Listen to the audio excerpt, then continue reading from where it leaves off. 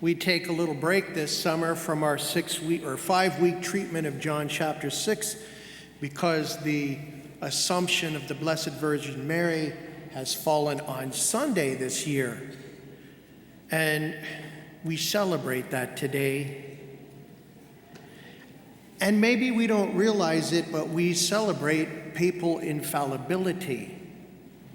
And that might kind of feel like a little bit of a pinprick, papal infallibility. And there's a lot of confusion about that. And I'll get to why we celebrate that today.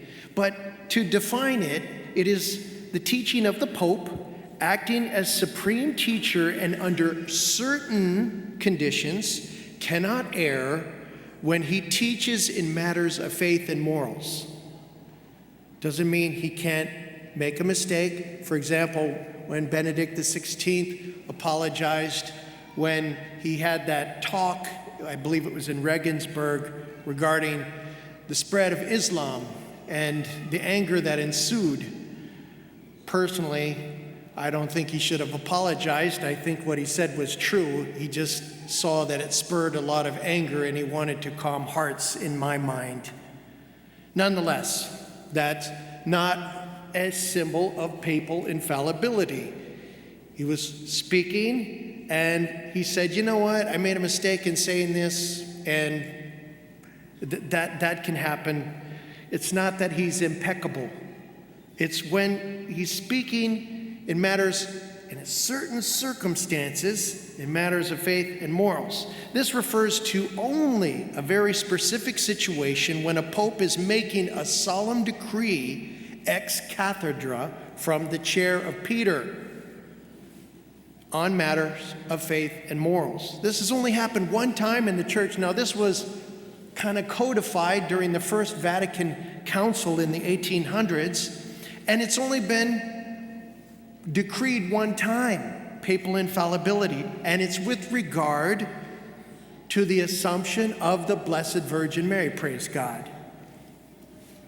So, Pope Pius XII in 1950 wrote a document that was released on November the 1st about the Assumption of the Blessed Virgin Mary.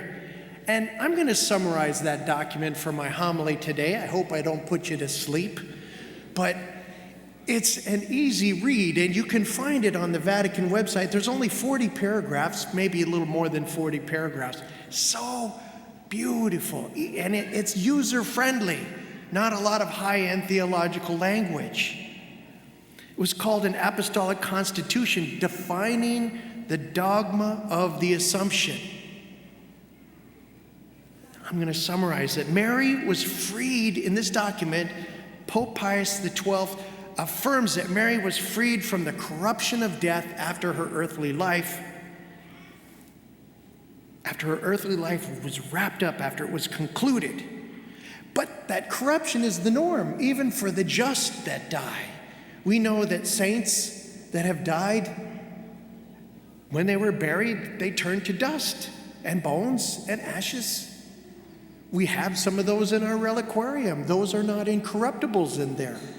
Those are the relics of saints that when they were buried or placed in a columbarium or a niche, their bodies turned back to earthly dust. She didn't have to wait like the rest of us. She didn't have to wait for the redemption of her body. St. Thomas Aquinas is waiting for the redemption of his body. St. Maximilian Kolbe is waiting for the redemption of his body. St. Augustine, St. Felicity, St. Perpetua, they're all waiting for the redemption of their body, but not the Blessed Virgin Mary. Boom! Right after her earthly life concluded, she was assumed into heaven, and the redemption took place. From the beginning of her life, if we remember that dogma of the Immaculate Conception that came to us from the 1800s, but we believed it before that, it was just codified and said, this is an official teaching of the church, you must believe it in order to be Catholic. She was free from original sin and all of its effects from that immaculate conception. And over the decades and the centuries, pastors and theologians and saints regarding the Assumption have studied this. They studied this and they looked at that and they begged those in the papal office for a solemn definition of the Assumption. They begged the papal office. And they believed that God lavished upon Mary many, many gifts that were associated also with her son. Remember, he ascended into heaven, body and soul. And that's his mom, who was immaculately conceived. I remember a guy in the seminary, he lived next door to me. He was very smart. He was a little bit on the proud side because he had this incredible memory. And when we would have a test, he would study for it, and he had these memory streams that were really good. And so he would memorize that. He'd finish the test so quickly, and he would go up in the front of the class before anybody else and bam, put his paper down, walk out the door. Smart guy. But he'd say what the stuff that we say about Mary, it's just not believable. And it's like, Jim, this is a big part of our faith. And if you don't believe in miracles, go and look at some that we can observe. Here in proximate to Phoenix, we can go to the Loreto Chapel in New Mexico and see that miraculous staircase. Get on a plane, take a trip down to Mexico City to see the tilma of Our Lady of Guadalupe. Still can't explain it. In the 21st century, with all these gadgets and electron microscopes and digital imaging and et cetera, and genealogy, all these things, genetic testing, we can't explain it. A miracle is the suspension of the laws of nature. And we can see some of these things still in our world.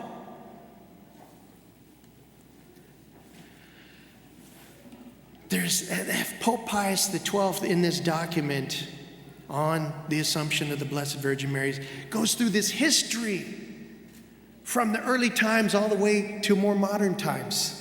Talks about the time of the King Charlemagne and Pope Adrian I set forth a celebration of the Blessed Virgin Mary in the sacramentary, whereby she passes from this life and did not suffer the corruption of the grave. In the Eastern liturgy, throughout our history, say for example in the Byzantine liturgy, they celebrate her Assumption.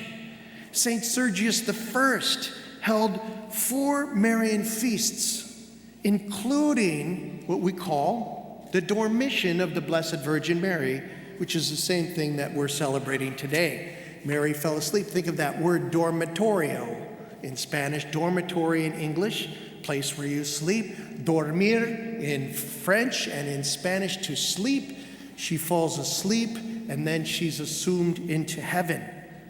St. Leo IV ordered the celebration of the Assumption, and he speaks of a doctrine already known that is practiced. St. John Damascene, whom St. Thomas Aquinas drew from in his writings, spoke out on this and compared it to Mary's other privileges, for example, the Annunciation and so forth. St. Germanus of Constantinople affirmed this, and we see types and figures of Mary in the Old Testament, but what I love about this document, if you get home and read this, Pope Pius XII talks about John at Patmos, St. John, the gospel writer at Patmos, where he speaks of the woman clothed in the sun, right out of the book of Revelation, right? That tilma of Our Lady of Guadalupe, 1,500 years later, appears in Mexico. The woman clothed in the sun that we hear about in the first reading, if you go to certain scholarly sources, they'll say, well, this is not for sure the Blessed Virgin Mary. This woman symbolizes Israel. What woman would better do that than her?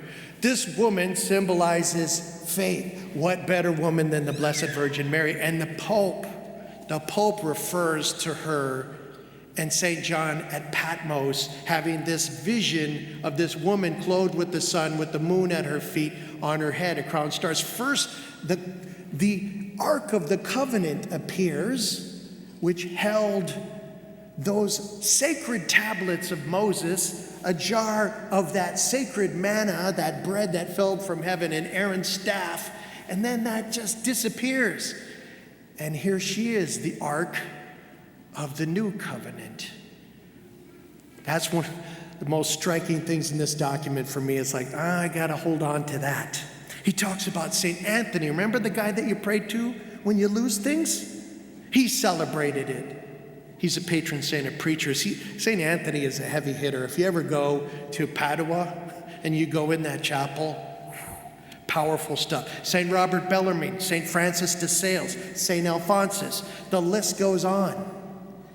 And in article or paragraph 41, he says, with the spirit of truth, Pius XII infallibly makes this decree that we acknowledge the truth of the bodily assumption of the Blessed Virgin Mary. When I get to the end of this document, all through it actually, I think of these phrases from the church. Lex orandi, lex credendi, lex orandi, lex credendi. What the church prays is what she believes. And I believe this document is just an affirmation of what the church had been praying since the very beginning. And it was finally codified by this Pope, and who said, this is a dogma of the church. This is a have-to part of our belief system, that you have to believe this in order to be a Catholic. And what a beautiful example of what it is to be a follower of Jesus Christ. And the reward she receives because of her fiat, her yes, that she's assumed body and soul into heaven. And someday, friends, we hope to follow her.